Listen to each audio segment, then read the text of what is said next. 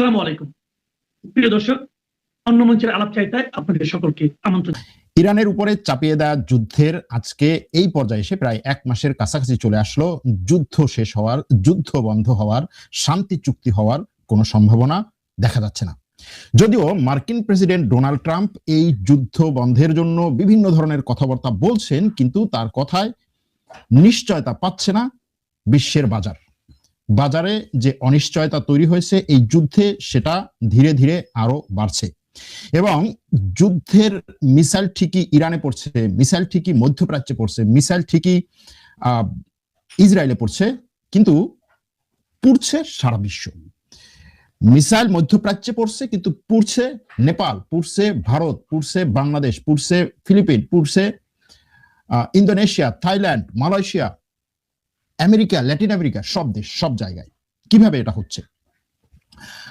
আজকে আপনি যদি খবরগুলো দেখেন তাহলে দেখবেন যে সব দেশে মানুষ তেলের জন্য লাইন ধরেছে। ভারত থেকে বিভিন্ন ধরনের ভিডিও ফুটেজ এরকম এসেছে, শুধু ভারত না, আমেরিকায়ও দেখা যায় যে পেট্রোল পাম্পে মানুষ লাইন ধরেছে। সবকিছু নিয়ে, বাড়িতে যা আছে, হাড়ি পাতিল, মানে বোতল যা আছে সবকিছু নিয়ে এসে মানুষ তেল মজুত করার চেষ্টা করছে। এমন একটা পরিস্থিতি তৈরি হয়েছে। ইউরোপের ফ্রান্সের প্রধানমন্ত্রী বলছেন যে এই ধরনের যুদ্ধ, এই ধরনের পরিস্থিতি আমরা ইরাক যুদ্ধের মধ্যেও পড়িনি। ইরাক যুদ্ধের সময়ও বিশ্ব এই ধরনের অর্থনৈতিক সংকটে পড়ে নাই, যেটা শুধুমাত্র ইরান যুদ্ধ শুরু হওয়ার এই 3 সপ্তাহের মধ্যে পড়েছে। এই যুদ্ধ শুরু হওয়ার পর থেকে এ পর্যন্ত যে ক্ষয়ক্ষতি দুই পক্ষের হয়েছে, সে ক্ষয়ক্ষতির চেয়েও, যুদ্ধে থাকা দেশগুলোর ক্ষয়ক্ষতির চেয়েও অনেক বেশি ক্ষয়ক্ষতির সম্মুখীন হয়েছে অন্যান্য দেশগুলো। কারণ বিভিন্ন দেশের যে চিত্র আমাদের সামনে উঠছে, সে চিত্রগুলো হচ্ছে যে এক একটা দেশ তার তেলের, গ্যাসের যে রিজার্ভ আছে সেটা অল্প কিছু দিনের জন্য বাকি আছে, 15 দিন, 10 দিন, 20 দিন, 1 মাস, 7 দিন, এরকম করে। আর এই যে বাজারে অস্থিরতা, এই অস্থিরতা যদি কাটিয়ে ওঠা না যায় তাহলে বিভিন্ন দেশ এই বাজার পরিস্থিতি সামাল দিতে হিমশিম খেয়ে পড়বে। এরই মধ্যে মার্কিন প্রেসিডেন্ট ডোনাল্ড ট্রাম্প তার যেই সমস্ত মানে পরস্পর বিরোধী বক্তব্য সেগুলো দিয়েই যাচ্ছেন। তিনি গতকাল একটা কথা বলেছেন, আমি গতকালকে বলেছিলাম যে কি বলে, পাগলায় তিতা মিঠা বোঝে না।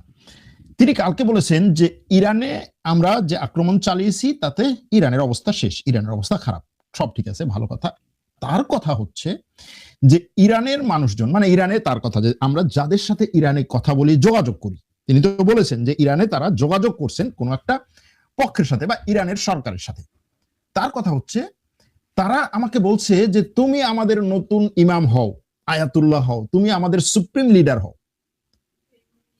ট্রাম্পকে নাকি ইরান নতুন সুপ্রিম লিডার হওয়ার জন্য আহ্বান জানিয়েছে। সে বলছে না না না, আমার দরকার নেই, আমি দরকার নেই। মানে হয় না যে আশা আছে কিন্তু তারপরে বলছি যে হওয়ার দরকার নেই, এরকম একটা ব্যাপার। মানে তার মনে হচ্ছে যে আরে ইরানের সুপ্রিম লিডার হলে তো এটা তো একটা বিশাল ব্যাপার, আমেরিকার প্রেসিডেন্ট হওয়ার চাইতেও, ইস যদি এটা পেতাম, মনে হয় যে এরকম কিছু খায়েশ তার আছে। না হলে কিভাবে এই কথাগুলো বলে যে ইরান আমাকে সুপ্রিম লিডার হওয়ার জন্য অনুরোধ করেছিল, আমি সেটা প্রত্যাখ্যান করেছি। বাকি কথাগুলো বাদই দিলাম, অন্যান্য অনেক ধরনের কথা আছে তার, যেগুলো গোনায় ধরা কঠিন।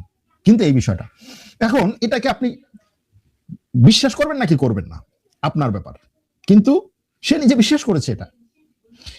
এখন যদি এটাকে ধরেন দুই দিক থেকে আমরা মূল্যায়ন করি, যে ট্রাম্পকে ইরান সুপ্রিম লিডার হওয়ার জন্য বলেছে, এটা এরকমও হতে পারে যে ট্রাম্প বারবার বলে না যে ইরানের এরপরের সুপ্রিম লিডার যে হবে তাকেও আমরা মারবো, এরপরের সুপ্রিম লিডার যে হবে তাকেও আমরা মারবো।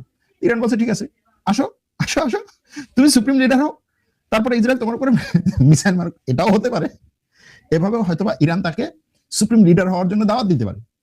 আর অন্যটা হচ্ছে যে সে মনে করছে যে আমেরিকার মতো একটা রাষ্ট্রকে পরিচালনা করা, এই যুদ্ধের মধ্যে আমি ঢুকিয়ে দিলাম, এই দেশটাকে সবকিছু ইয়া করলাম, কিন্তু আমি তো শান্তি পাইতেছি না, জনগণ তো আমার কথা বিশ্বাস করে না, জনগণ তো আমার কথা রাস্তায় নামে না, জনগণ তো আমাকে হচ্ছে প্রশংসা করে না, ভূয়সী প্রশংসা করে না। তার সাথে তো ইরানের সুপ্রিম লিডারই ভালো, সে হচ্ছে মারা গেলেও মানুষ তার জন্য তার ভূয়সী প্রশংসা করে, সে জনগণের সামনে না আসলো, কথা না বললেও তার কথায়, তার সে যদি একটা জাস্ট মেসেজ পাঠায়, একটা বার্তা পাঠায়, একটা মোবাইলে মেসেজ পাঠায়, তার কথায় লক্ষ লক্ষ মানুষ রাস্তায় নেমে যায়, সারা বিশ্বের মানুষ তার পক্ষে কথা বলে, তো এই আমেরিকার প্রেসিডেন্ট থেকে আমার লাভ কি? তার সে বরং এই ইরানের সুপ্রিম লিডার সেটাই ভালো। হয়তো বা তার এরকম একটা খায়সা থাকতে পারে। যাই হোক, এই মজার কথা বাদ দিলাম। যুদ্ধের মধ্যে আসলে অনেকে এই ধরনের কথাগুলো নিতে পারে না, কিন্তু ভাই আমার দোষটা কি? সে এই ধরনের কথাবার্তা কেন বলে বলেন তো? মানে এটা কোনো কথা হলো যে আমেরিকার প্রেসিডেন্ট এই জিনিসগুলো বলে? দেখেন, যুদ্ধগুলো আমাদের সামনে অনেক কিছু মানে উন্মুক্ত করে দেয়, আমাদের সামনে অনেক কিছু মুক্ত করে দেয়। এক নম্বর হচ্ছে, আপনি যুদ্ধ শুরু করতে পারবেন ঠিকই, কিন্তু কার ঘর পড়বে এটা আপনি শেষ পর্যন্ত নিশ্চিত করতে পারবেন না। না হলে আমেরিকায় তেলের জন্য লাইন পড়বে কেন? কেন ভাই? ভারতে পড়তে পারে, ঠিক আছে। ভারতের প্রধানমন্ত্রী মোদী গতকালকে বলেছে যে আমরা যে যুদ্ধে, এখন যে বিশ্বের পরিস্থিতি, এই পরিস্থিতি হচ্ছে করোনা ভাইরাসের চেয়েও খারাপ। ভাই, একটা দেশের প্রধানমন্ত্রী এই ধরনের কথা কেন বলবেন এই এই এই মুহূর্তে, কি বলে, এই ক্রাইসিসের মুহূর্তে?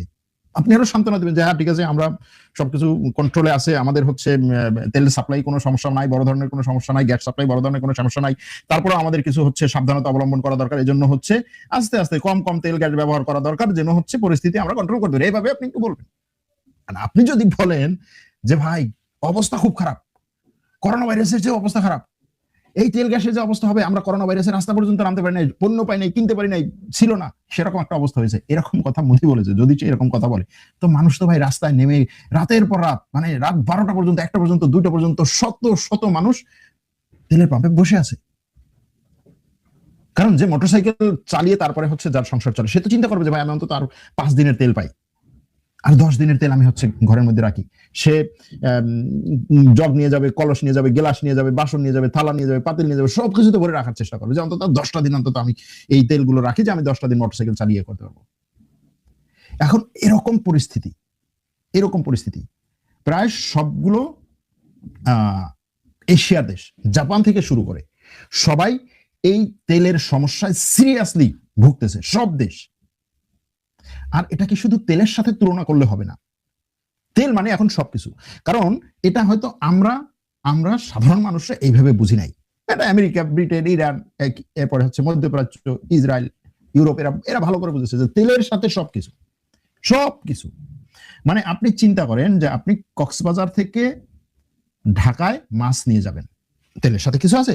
মাছ নদী থেকে ধরবেন, জাল ফেলবেন, বড়শি দিয়ে ধরবেন, তেল লাগবে না। নৌকায় ধরলে ঠিক আছে তেল লাগবে, জাল ফেললেন, বড়শি দিয়ে ধরলেন, এই মাছটা আপনি বিক্রি করবেন, কক্সবাজারে বিক্রি করবেন। ধরেন গ্রাম থেকে আপনি কক্সবাজারে যাবেন, কিভাবে যাবেন? অটোতে যাবেন। অটো চলে কিসে? বিদ্যুতে। তেলের তো কোনো সমস্যা নেই। বিদ্যুৎ উৎপাদন হয় কি দিয়ে?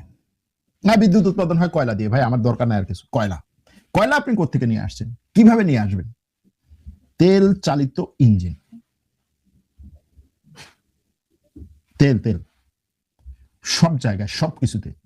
আপনার ডিমটা পর্যন্ত তেলের সাথে সম্পৃক্ত। ঘরে মুরগিতে ডিম পারতেছে, এটা তেলের সাথে সম্পৃক্ত। বাকিগুলো বাদ দিলাম। এইরকম একটা সিরিয়াস টাইপের ঝামেলার মধ্যে ফেলেছে কে? নিজেকে ইরানের সুপ্রিম লিডার হিসেবে দেখতে চায় সেই ট্রাম্প। এখন ট্রাম্প এই যুদ্ধ নিয়ে অনেকগুলো কথা গতকালকে বলেছে, সেগুলো একটু আপনাদের সাথে তুলে ধরি, তারপরে সর্বশেষ ঘটনাগুলো বলি। একটা জায়গায় আগে একটু বলে নেই, এই যুদ্ধ নিয়ে বিভিন্ন ধরনের কথা বক্তব্য, যে এই যুদ্ধ কি বলে এটাকে, ধর্মযুদ্ধ কিনা, এটা নিয়ে অনেক ধরনের বক্তব্য আছে, পক্ষে বিপক্ষে। আপনি বিশ্বাস করেন, আমি বিশ্বাস করি বা নাই করি, কিন্তু তারা যে বিশ্বাস করে এটার প্রমাণ তো এর আগে ভিডিওগুলোতেও দিয়েছি। এবার বলি, পেন্টাগন, আমেরিকার প্রতিরক্ষা মন্ত্রণালয়, পেন্টাগনের প্রধান কে? ওই যে কি যেন হেডস নাকি হেক্স একজন আছে না, এই যে চুল উল্টা করে হচ্ছে আশ্রয়, খুব চমৎকার, মানে হেভি টাইপের। এই একজন কি বেশি দেখছে এরকম চুল উল্টা করে আশ্রয়? আমরা ছোটবেলায় দেখতাম যে চুল উল্টা করে আশ্রয় একটু নেতা লাগে, একটু নায়ক লাগে। পরবর্তীতে এখন নাই, এখন ওই ট্রেনটা নাই। যাই হোক, সে চুল উল্টা করে আছে। সে গতকালকে পেন্টাগনে দোয়ার অনুষ্ঠান করছে, সবাইকে নিয়ে, বিশাল বিশাল জেনারেল, হ্যাঁ, পেন্টাগনের টপ অফিসারদেরকে নিয়ে সে অনুষ্ঠান করছে। অনুষ্ঠান, ঈশ্বর আমরা তোমার জন্য যুদ্ধ করতেছি, এই যুদ্ধে তুমি আমাদেরকে বিজয় দাও, আমাদেরকে করো, কি বলে, কবুল করো, আমাদেরকে বাঁচাও, আমাদের উপরে শত্রুদের যে মিসাইল এসে পড়ে, শত্রুদের যে আক্রমণ এসে পড়ে, সেটা থেকে তুমি আমাদের তোমার কুদরতি হাতের উসিলায় রক্ষা করো। বিষয়টা বুঝছেন? এই যুদ্ধ শুরুর আগে ওভাল অফিসে, ট্রাম্পের যে ধর্মীয় গুরুরা আছে, তারা ট্রাম্পের অফিসে যারা আছে সবাইকে নিয়ে বসে ট্রাম্পের গায়ে হাত দিয়ে ধরে তারপরে হচ্ছে দোয়া করেছে, যুদ্ধে জয়লাভের জন্য, যুদ্ধে কম ক্ষয়ক্ষতির জন্য হয় সেজন্য। এখন কি ঘটছে? আমেরিকা মনে করছে বা আমেরিকা বিশ্বাস করছে, আমেরিকা চাইছে এবং প্রস্তুতি নিচ্ছে যে ইরানের এই যুদ্ধ প্রায় শেষ পর্যায়ে আসছে। মানে তাদের যে হিসাব নিকাশ সেটা হচ্ছে যে আমরা এই যুদ্ধে 90% ফলাফল অর্জন করছি, মাত্র 10% বাকি আছে। এই 10% যদি শেষ করে দিতে পারি তাহলেই হচ্ছে আমরা জিতে যাব। এই 10%-এর জন্য আমেরিকা এখন ফাইনাল একটা আঘাত করার প্রস্তুতি নিচ্ছে এবং তাদের কথা হচ্ছে এই আঘাতটা হবে এত বড় আঘাত যে আমরা যেমন হচ্ছে ইরানের আঘাতে একেবারে হতবিহল হয়ে পড়েছিলাম। ট্রাম্প বারবার বলছে যে ট্রাম্প গতকালকে বলেছে যে আমি কাতারে গেলাম, $2 ট্রিলিয়ন, সৌদি আরবে গেলাম $2 ট্রিলিয়ন নিয়ে আসলাম, সংযুক্ত আরব আমিরাতে গেলাম $2 ট্রিলিয়ন নিয়ে আসলাম। দেখছো আমার অবস্থা, $2 ট্রিলিয়ন, যেখানে যাই $2 ট্রিলিয়ন। ভালোই তো, তাদের সাথে আমার সম্পর্ক ভালো ছিল, সবকিছুই ভালো ছিল। হঠাৎ করে ইরান শত শত মিসাইল মারা শুরু করলো, তারাও বুঝতে পারলো না ঘটনা কি, আমিও বুঝতে পারলাম না ঘটনা কি। তো এই যে বুঝতে পারলো না ঘটনা কি, সেরকম একটা ঘটনা ঘটাতে চায় আমেরিকা ইরানে, যে আমি ফাইনাল এমন একটা আঘাত করবো বুঝতেই পারবে না যে ঘটনা কি। এখন পারবে কি না পারবে সেটা পরের ব্যাপার, কিন্তু তাদের এই ধরনের একটা অপশন নিয়ে তারা কাজ করছে। সেই অপশনের মধ্যে কি কি আছে, এই যে ফাইনাল আঘাত, আমেরিকার ফাইনাল আঘাতটা কি, কিভাবে পরিকল্পনা করছে, এটা নিয়ে আমেরিকার কিছু গণমাধ্যম, অ্যাক্সিওসের নাম আপনারা জানেন এবং অন্যান্য গণমাধ্যম এটা নিয়ে খবর করছে যে ফাইনাল আঘাতে এইভাবে পরিকল্পনা করতে পারে। একটা হচ্ছে কি, যে কার্গ দ্বীপটাকে দখল করা, কার্গ দ্বীপ দখল করা। এরপরে হচ্ছে লারাক দ্বীপ দখল করা। কার্গ দ্বীপ হচ্ছে ইরানের প্রধান তেল পরিবহন বা তেল রপ্তানির জায়গা। এরপরে হচ্ছে লারাক দ্বীপ দখল করা। লারাক দ্বীপ হচ্ছে ওই হরমুজ প্রণালীতে, আমি এর আগে ভিডিওতে দেখেছিলাম, হরমুজ প্রণালীতে ইরানের কাছাকাছি যে জায়গাটা, পূর্ব দিকের যে জায়গাটা, সেখানে দুটো দ্বীপ আছে, তার একটা হচ্ছে লারাক দ্বীপ, যেটার মাধ্যমে মূলত এখন ইরান হরমুজ প্রণালীর এই যে জাহাজ যাতায়াত করতেছে সেটাকে কন্ট্রোল করে।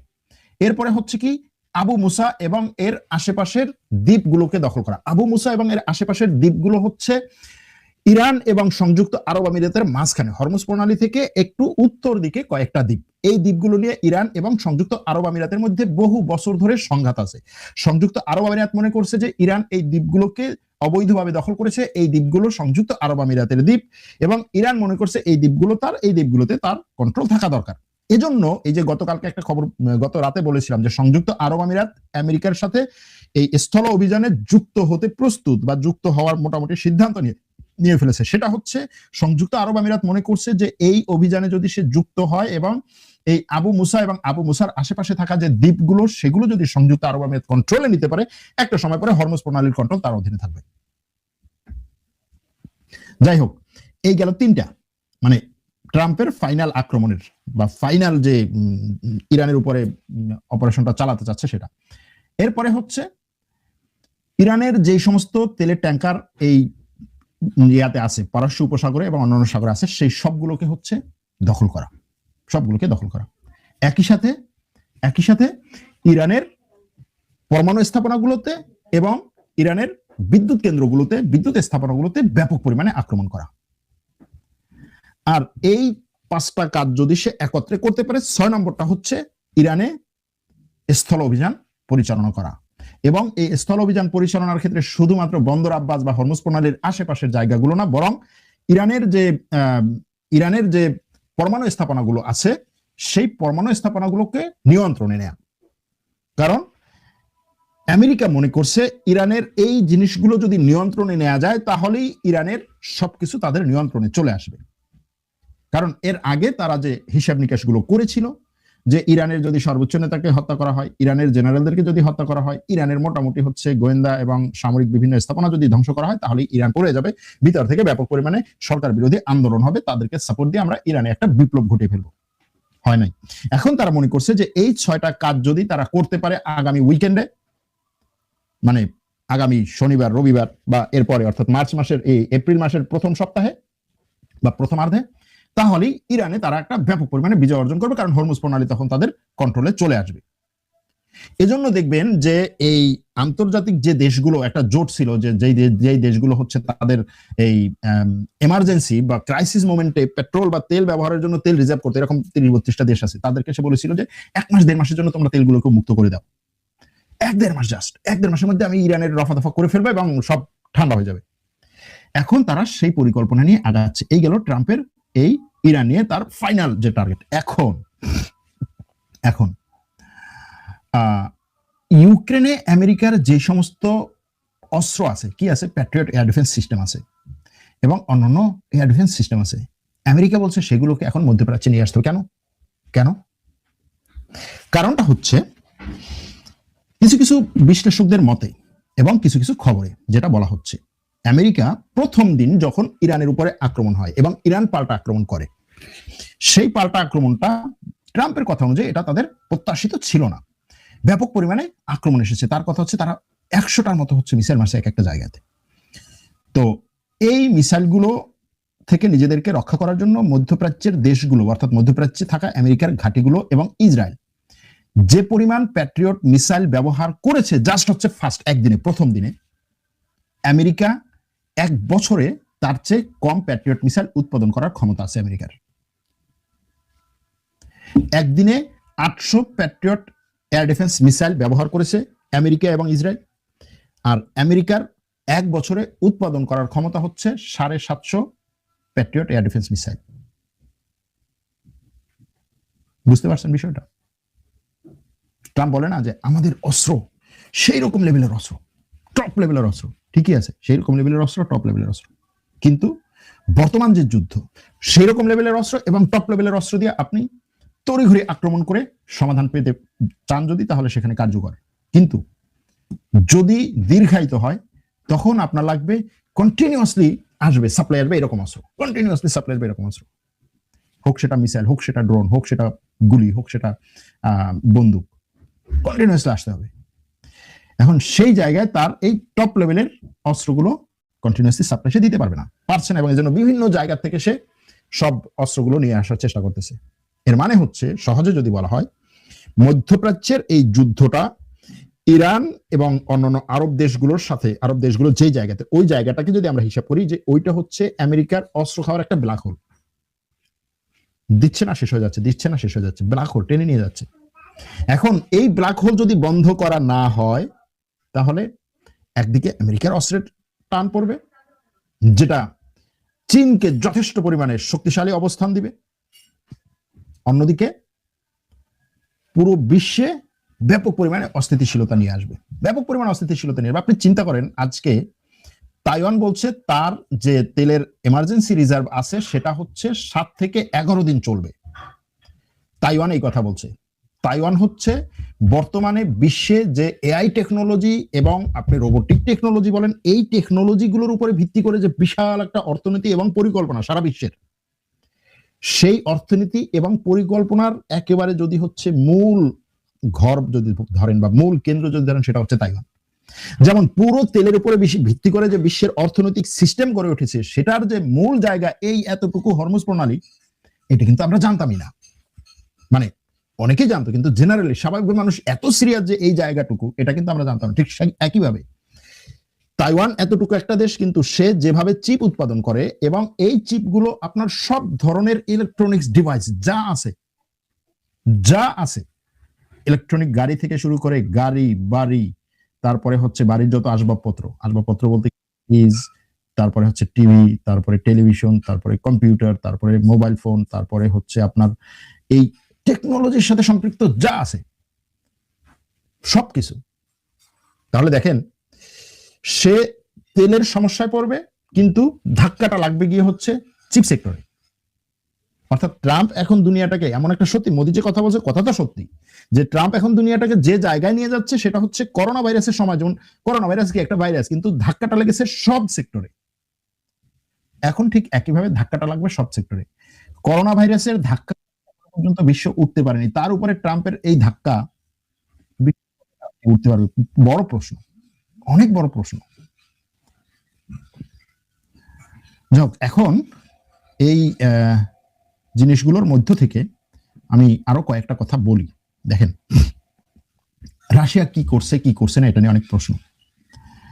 এখনো পর্যন্ত যে খবর বা তথ্যগুলো আসছে সেটাতে বলা হচ্ছে যে এই ইরান যুদ্ধ শুরু হওয়ার পর রাশিয়া প্রত্যেক দিন কমপক্ষে $760 মিলিয়ন, $760 মিলিয়ন কামাই করে।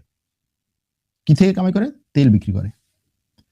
ইরানের উপরে আক্রমণ হওয়া এবং হরমুজ প্রণালী বন্ধ হওয়ার পরে রাশিয়া দৈনিক ইনকাম হচ্ছে এই $760 মিলিয়ন। এখন বুঝেন যে বিষয়টা কি। জাস্ট হচ্ছে গত মাসে তার যে তেলের ইনকাম ছিল সেটা হচ্ছে এক মাসে $12 বিলিয়ন, এ মাসে সেটা হবে $24 বিলিয়ন, ডবল হয়ে যাবে। এর দুটো কারণ, একটা হচ্ছে রাশিয়ার তেলের উপরে এখন চাহিদা অনেক বেশি, বিভিন্ন দেশ নিচ্ছে, ভিন্ন ভিন্ন ভাবে নিচ্ছে। আরেকটা হচ্ছে যে তেলের দাম বাড়ছে, তেলের দাম বাড়ার কারণে এবং চাহিদা বেশি থাকার কারণে, সাপ্লাই কম থাকার কারণে রাশিয়া বলছে আসো নাও আমার কাছ থেকে। তুমি যে এতদিন পর্যন্ত বলছিলে যে রাশিয়ার তেল এই দামের বেশি কেউ কিনতে পারবে না, সেটা বাদ দাও, এখন বাজারে যে দাম আছে সেই দামে কিনতে হবে। এই যে পরিস্থিতি, এই পরিস্থিতি থেকে রাশিয়া লাভবান হচ্ছে না? হচ্ছে। তো রাশিয়া যে লাভবান হচ্ছে, এখন যাই হোক, ট্রাম্প ঘুম থেকে উঠছে, টুইট মারা শুরু করছে। ট্রাম্পের টুইটটা একটু পড়ে নিই, শুনেন। ট্রাম্প বলছে যে ন্যাটো দেশগুলো আমাদেরকে হেল্প করার জন্য কোনো কিছুই করে নাই, এখন পর্যন্ত কোনো কিছুই করে নাই আমাদেরকে। এই যে ইরানে আমরা যে আক্রমণটা চালাইছি, এই ইরানের অস্ত্র শেষ হয়ে যাচ্ছে, ঠিক এই মুহূর্তে ট্রাম্প ন্যাটো আমাদেরকে হেল্প করা দরকার, কিন্তু কোনো হেল্প করে নাই। এখন সে বলছে ন্যাটোর কাছ থেকে আমাদের কিচ্ছু দরকার নেই, কিন্তু ন্যাটো আমাদেরকে এই গুরুত্বপূর্ণ সময়ে যে কোনো ধরনের হেল্প করলো না, এটা আমরা ভুলবো না। তার মানে হচ্ছে ইরানের এই যুদ্ধ হয়তোবা একটা সময় পরে গিয়ে ন্যাটোর মধ্যে ভাঙন ধরাতে পারে। ইরানের এই যুদ্ধ যে কত ধরনের ফলাফল নিয়ে আসতে পারে যদি যুদ্ধ দীর্ঘায়িত হয়, সেটা এখন অনেকেই আমরা কল্পনা করতে পারছি না। যদি এরকম হয় যে আমেরিকা যুদ্ধ করতে করতে যে ভাই ন্যাটো তোমাদের এই যে যার যেখানে হচ্ছে আমার এই অস্ত্র টস্ত্র রাখা আছে সেই অস্ত্রগুলো দাও, ন্যাটো দেশগুলো বলবে কেন, তোমার কথা ছিল না যে আমার নিরাপত্তা দেওয়া, তো আমার এখান থেকে তুমি অস্ত্র নিয়ে যাবা, নিরাপত্তার সবকিছু নিয়ে যাবা, তাহলে আমার কি হবে? ট্রাম্প বলবে যে ফাজলামি শুরু করছো, আমার কঠিন সময় তো তুমি আসো নাই, আমার ন্যাটো ম্যাটো লাগবে না। কি অবস্থাটা হবে? ন্যাটো দেশগুলোর কি অবস্থা হবে? এজন্য এখন এই জার্মানি, তারপরে ফ্রান্স, এরা বলছে যে আমাদের এই আমেরিকার অস্ত্রের উপরে নির্ভরতা কমিয়ে আমাদের নিজেদের অস্ত্রের উপরে নির্ভরতা বাড়াতে হবে, নিজেদের অস্ত্র উৎপাদন বাড়াতে হবে, নিজেদের মধ্যে জোট করতে হবে, নিজেদের নিরাপত্তা নিজেদের নিশ্চিত করতে হবে। কিন্তু সেটা কিভাবে? যতদিন পর্যন্ত তারা ইসরায়েলের লেজুর ভিত্তি করবে ততদিনই কি এটা সম্ভব? দেখেন জার্মানি এখনো পর্যন্ত, দেখেন কত বছর হয়ে গেল দ্বিতীয় বিশ্বযুদ্ধ শেষ, এখনো পর্যন্ত সে ওই যে দ্বিতীয় বিশ্বযুদ্ধে নাৎসি জার্মানি ইহুদিদেরকে হত্যা করেছে সেটার খেসারত, ক্ষতিপূরণ এখনো দিয়ে যাচ্ছে বাৎসরিক কমপক্ষে $1 বিলিয়ন, এবং সেটা কখনো টাকায়, কখনো বিভিন্ন ধরনের অনুদানের মাধ্যমে। এমনকি অনেক সময় জার্মানির রাষ্ট্র পরিচালিত যে সমস্ত বিমান কোম্পানি আছে তারা পর্যন্ত ইসরায়েলের নাগরিকদেরকে টিকিট ফ্রি করে দেয়, যে দেখো ওই হলোকস্টের সময় জার্মানি যে কাজ করেছে সেটার ক্ষতিপূরণ হিসেবে আমি তোমার টিকিটটা ফ্রি করে দিলাম। তো এই পরিস্থিতিতে আপনি কতটা নিজে শক্তিশালী হতে চাইবেন, হতে যাবেন, এরকম অনেকগুলো বিষয় আছে। এরপরে ট্রাম্পের এই কথার উপর ভিত্তি করে ইসরায়েলের ডিফেন্স মিনিস্টার বা ইসরায়েলের প্রতিরক্ষা মন্ত্রী বলছে যে তারা ইরানের নেভি কমান্ডার, ইরানের বিপ্লবী গার্ডের নৌবাহিনীর কমান্ডার অ্যাডমিরাল আলী রেজা তাংসিরিকে হত্যা করেছে। এই আলী রেজা তাংসিরি খুব সম্ভবত সে এই হরমুজ প্রণালীর দায়িত্বে ছিল, হরমুজ প্রণালীর কন্ট্রোলের দায়িত্বে ছিল, তাকে হত্যা করার ঘোষণা দিয়েছে ইসরায়েল বা দাবি করেছে ইসরায়েল। এখন দেখা যাক ইরান এটাকে কিভাবে বলে, যে এটার পক্ষে অথবা বিপক্ষে ইরান কোনো মন্তব্য করে কিনা, কোনো বক্তব্য আসে কিনা। রাশিয়ার পক্ষ থেকে আরেকটা কথা বলা হয়েছে আজকে। রাশিয়ার প্রেসিডেন্ট ভ্লাদিমির পুতিনের অফিস, যেটাকে ক্রেমলিন বলা হয়, তার কার্যালয়ের পক্ষ থেকে বলা হয়েছে যে রাশিয়া ইরানে ড্রোন পাঠাচ্ছে, এই ধরনের যে খবরগুলো আসছে এই খবরগুলো পুরোপুরি মিথ্যা খবর, আমরা ইরানে কোনো ড্রোন বা কোনো অস্ত্র পাঠাচ্ছি না। এটা হচ্ছে রাশিয়ার বক্তব্য। আপনি বিশ্বাস করবেন না করবেন সেটা পরের ব্যাপার, কিন্তু এটা রাশিয়ার বক্তব্য। প্যাট্রিয়ট এবং third air defence system Ukraine থেকে মধ্যপ্রাচ্যে নিয়ে আসা হচ্ছে। চমৎকার একটা কথা বলেছেন জার্মান প্রতিরক্ষা মন্ত্রী আজকে বলেছেন যে দেখো ইরান যুদ্ধ নিয়ে আমেরিকা আমাদেরকে টানাটানি করতেছে, কিন্তু আমেরিকা বলছে তোমরা ন্যাটো সদস্য, আমরা ন্যাটো, আমরা ঐক্য, আমরা একত্রে এটা করি, আমরা মিত্র রাষ্ট্র, তুমি কেন আমাদের পাশে দাঁড়াচ্ছ না? এটা আমেরিকা বলছে। জার্মান প্রতিরক্ষা মন্ত্রী বরিস পিস্টোরিয়াস বলছেন যে এই যুদ্ধ শুরু করার আগে আমাদের সাথে একটা আলোচনাও করা হয় নাই, কেউ আমাদেরকে জিজ্ঞাসা করেনি যে এরকম একটা যুদ্ধ শুরু করব, যাবো কিনা, যাওয়া উচিত কিনা, তুমি আমার সাথে থাকবা কিনা, এটা বলা হয় নাই। এটা আমাদের যুদ্ধ না। সুতরাং আমরা এই যুদ্ধের মধ্যে ঢুকে আঙুল চুষতে চাই না। আমরা এই সমস্যার ডিপ্লোম্যাটিক ওয়েতে বা কূটনৈতিকভাবে সমাধান চাই। আমরা এই যুদ্ধে যাব না, এই যুদ্ধে যাওয়া আমাদের কোনো দরকার নাই। এটা হচ্ছে তার কথা। এবং তিনি আরেকটা কথা বলছেন যে এই যুদ্ধের ইকোনমি যেটা, আমরা সেই যুদ্ধের ইকোনমির মধ্যে অলরেডি ঢুকে গেছি। যুদ্ধ পরিস্থিতি বিশ্বের সব দেশকে ভুক্তভোগী করছে এবং এটা এখন এমন একটা পরিস্থিতিতে পড়েছে যে ইরাক যুদ্ধেও আমরা এত বড় ধরনের সমস্যার মধ্যে পড়ি নাই। এখন এই যে তেলের সংকট শুরু হয়েছে বিশ্বে, কিন্তু এখন তেলের সংকট সিরিয়াস, তেলের সংকট, স্বর্ণের সংকট, এগুলো শুরু হয়েছে। আপনার টাকা থাকবে কিন্তু তেল পাবেন না। তেলের দাম বেশি থাকলে ঠিক আছে, তেলের দাম বেশি, আমি সাপ্লাই আছে, টাকা যার আছে সে কিনবে, যার টাকা নেই সে কিনবে না, বিষয়টা সেরকম না। টাকা আছে আপনার কিন্তু তেল পাচ্ছেন না। করোনার সময় ছিল না? করোনা আগে কি ছিল? যে যার টাকা বেশি সে সিঙ্গাপুর গিয়ে হচ্ছে ইয়া করে আসে, কি বলে, চিকিৎসা করায়। কিন্তু করোনার সময় টাকা থাকলেও আপনি সিঙ্গাপুর যাইতে পারতেছেন না। ঠিক এখন সেরকম একটা পরিস্থিতিতে পড়ছে দেশগুলো। এখন এই ধরনের পরিস্থিতিতে কি হয়? করোনার সময় যা হয়েছিল ঠিক সেটা। বড় বড় রাষ্ট্রগুলো, শক্তিশালী রাষ্ট্রগুলো জাহাজ লুট করবে, তেলের জাহাজ লুট করবে। ইরান থেকে একটা জাহাজ বের হয়েছে, আরব সাগর দিয়ে যাচ্ছে, সে তার নৌবাহিনী আছে, এটা আছে সেটা আছে, জাহাজকে ওখান থেকে টেনে নিয়ে যাবে, অথবা জাহাজকে ওখানে থামিয়ে তারপর বলবে যে বেশি কথা বলবা, একেবারে শেষ করে দেবো। তারপরে ওই জাহাজের তেল আরেক জাহাজে করে তারপরে নিয়ে যাবে। এটা করবে। অলরেডি ব্রিটেন তার সেনাবাহিনীকে বলে দিয়েছে যে তোমাদেরকে আমরা অনুমতি দিয়ে দিলাম যে তোমরা রাশিয়ার যে সমস্ত জাহাজ তেল বহন করবে তাদেরকে ধরে সেখান থেকে তোমরা তেল ভাগ্য করে নিয়ে আসতে পারবা। ব্রিটেন এটা দিয়ে দিচ্ছে। এখন এই ব্রিটেনের সেনাবাহিনী যদি অন্য কোনো দেশের জাহাজকে বলে যে এটা তো আমরা রাশিয়ার জাহাজ মনে করেছিলাম এবং সেইভাবে হচ্ছে জাহাজটা থেকে তেল নিয়ে নিয়ে যায়, আমাদের ভুল হয়ে গেছে ভাই, ঠিক আছে তোমার টাকা দরকার, ঠিক আছে তেল যেহেতু নেওয়া হয়ে গেছে তোমার টাকাগুলো দিয়ে দিলাম। কিন্তু এখানে তো বিষয় টাকা না, বিষয় হচ্ছে আপনার তেল। এখন তেল যদি এইভাবে তারা দখল করা শুরু করে তখন অবস্থাটা কি হবে চিন্তা করেন। এটার অনুমতি অলরেডি দেয়া শুরু হয়েছে। ওদিকে এই যে ইরান আক্রমণ করছে, ইরানের ড্রোন আক্রমণ করছে, ইরানের ড্রোন আক্রমণ আজকে আবার বাহরাইনে নতুন করে আক্রমণ করা হয়েছে। ট্রাম্প তেলের দাম কমানোর জন্য বিভিন্ন ধরনের বক্তব্য দিচ্ছে, কিন্তু তেলের দাম কমছে না। আজকে আবার নতুন করে তেলের দাম 106 ব্যারেল প্রতি $106 উঠেছে। গতকাল যেটা ছিল সেটার প্রায় 3.5% অলরেডি সকালবেলায় বেড়ে গেছে তেলের দাম। তেলের দাম সে কন্ট্রোল করতে পারছে না। এখন